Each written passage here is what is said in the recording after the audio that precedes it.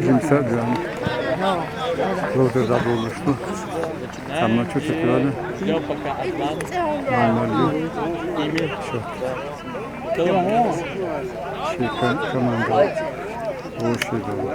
Леруш. Ангер Худу. Атлан ноль начинает. Ноль.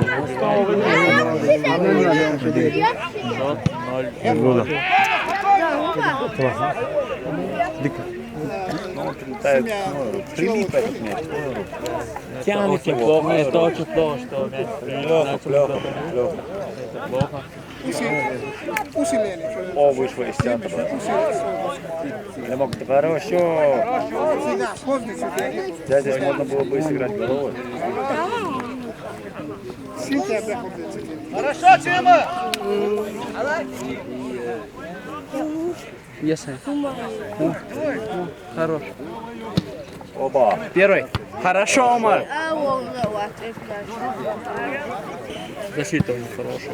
Защита у тоже хорошая. Хорошая. Ну и наша тоже не отстает. Так, счет. Мы всегда были на один шаг впереди.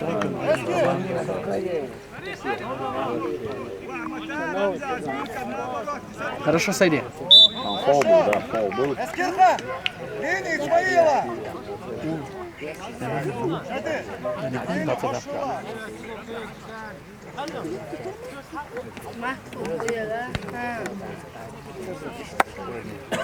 И сам хорошо бьет. Штрафной? Получается. Штрафной. Ой, думал залетел. Я думал, Показалось, что мяч формится. да не, два акция еду, а что и так на скамейке сидишь, вот, Считать не будем.